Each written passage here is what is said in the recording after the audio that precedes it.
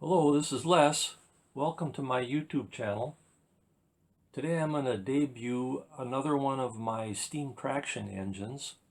This one is a new Huber. Like my other models, this is built to 1/20th actual size. It's a little under a foot long, so the actual engine is just a little under 20 feet long. This is a live steamer, and I intend to fire it up. It hasn't been run for a very long time, sitting on the shelf. I built it in 1993. I built it by measuring up an actual engine. The actual engine that it's modeled after was in Rolog, Minnesota at a show, an engine show, and the owner let me climb all over the engine and make measurements, and these are my notes from 1993. That's pretty much all that I used. The basic notes and a lot of digital photos of the details. And then I was able to obtain this old publication, which I am sure is probably a reprint, but it's the new Huber. The book is dated 1914. Threshing machines, steam engines, gas tractors. The Huber Manufacturing Company, Marion, Ohio.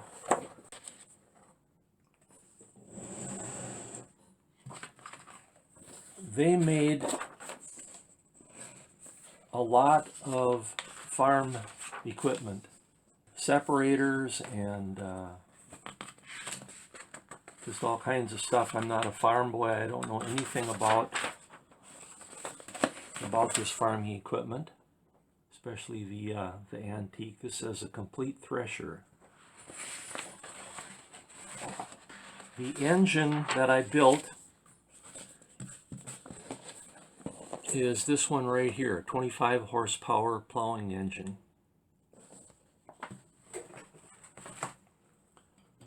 And before I put the water and fuel in it and fire it up, I want to just talk a little bit about it. It was, I felt, kind of a unique engine from the other ones that I had built in a few regards. One of the aspects, it's called a reverse flue engine because the gas and the heat go through a big flue to the front, and then they turn around and they go back through several smaller flues, and then the stack is at the same end of the boiler as the firebox. Another unique aspect of the new Huber steam engine is that the boiler is just one big cylinder. I think it was 34 inches in diameter, so almost 3 feet in diameter. And the firebox was built right in the end of the cylinder, so it didn't have the traditional kind of doghouse shaped firebox on the end of the of a smaller diameter boiler that was probably more a traditional locomotive style boiler. And then the third item was this particular model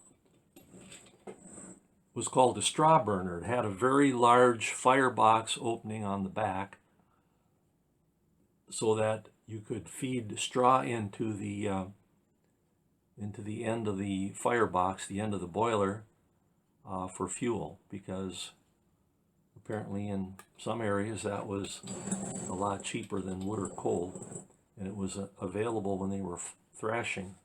So this is a straw burner, and 25 horsepower. It has a canopy for protection from the elements, I suppose, for the operator, and I designed that to be removable so I could get to the fill valve here. See more details of the engine. So I'll move the camera and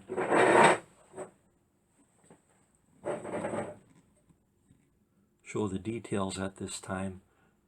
This is the reversing gear right here, and you'll see that how that works when I get the engine running. But the quadrant is on this side over here.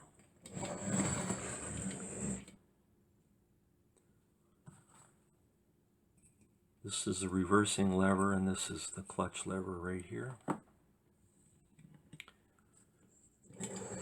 And then the steering is the traditional wagon axle type steering.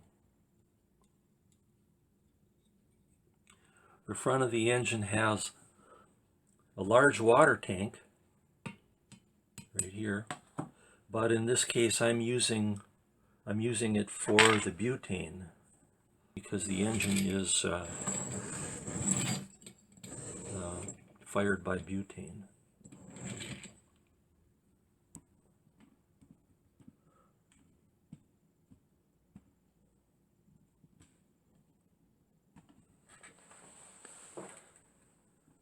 So I'll try to get centered in the camera here and get the engine .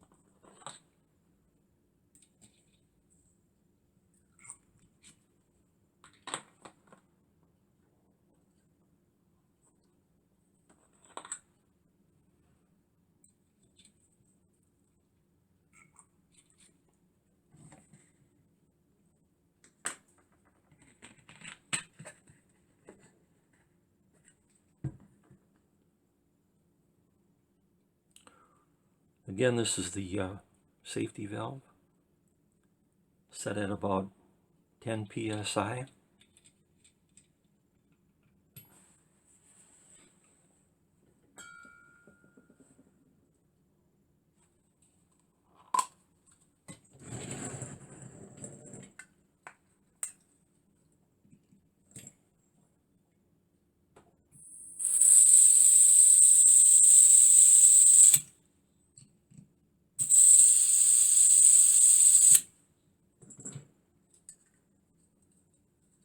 I have no idea how much butane is going in there.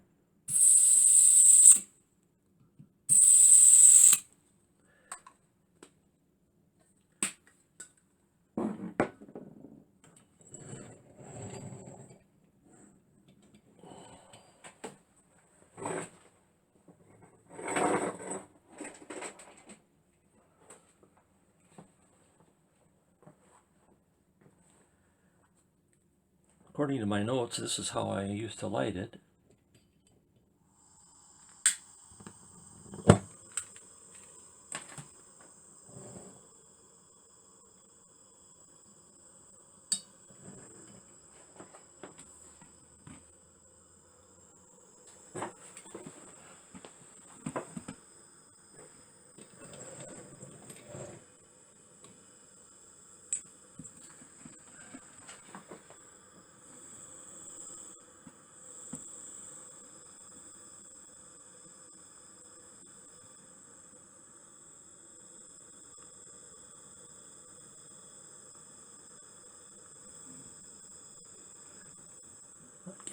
good picture.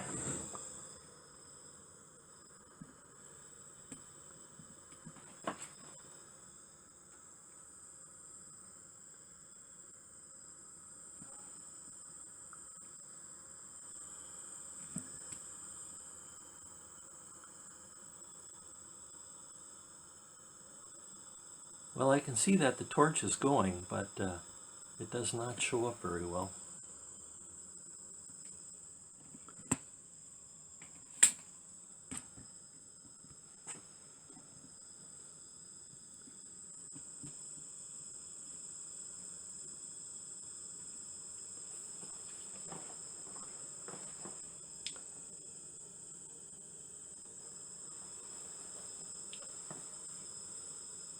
This particular engine had very wide drive wheels.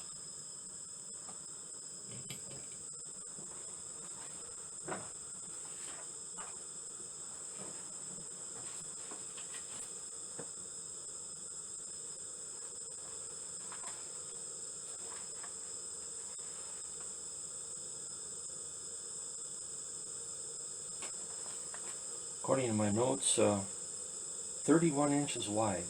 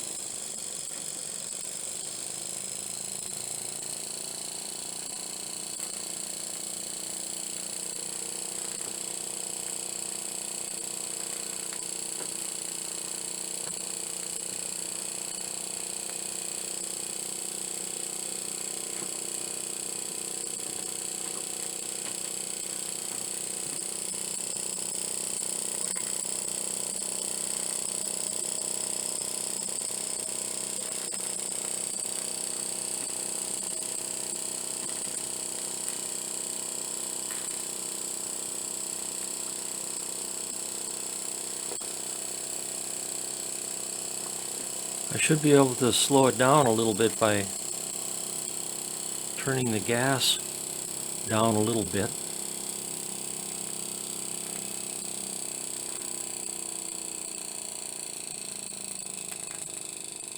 Oh, shucks, I think it went out. No, it didn't.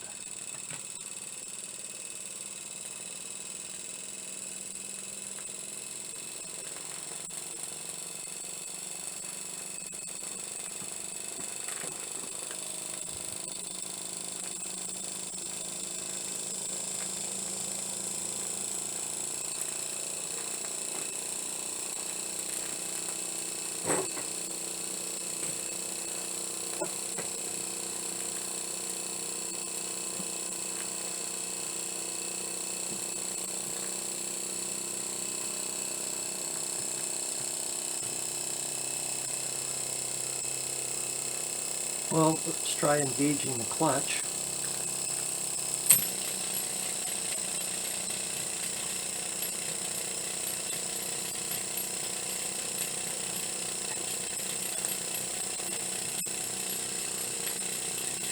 What you're seeing is just the right wheel is turning, and the reason for that is the wheels were so wide that the engine would tend to run straight even when you would turn the front axle. So I remedied that by making it one-wheel drive, which you don't even notice when it's running on the driveway. Of course, the actual engine had sort of a differential in one of the big gears, so that's how I was able to turn corners.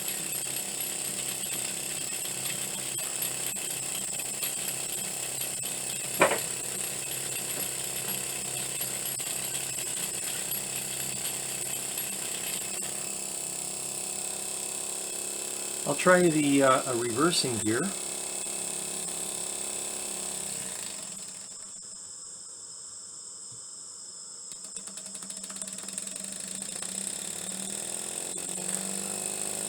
Okay, now it's going in reverse.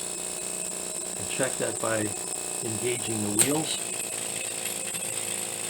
And they're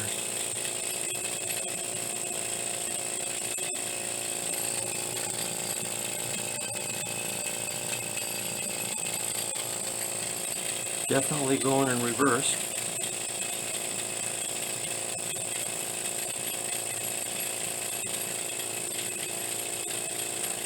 Okay, the last couple minutes of this video, I will take the engine out on my driveway, show it running in gear.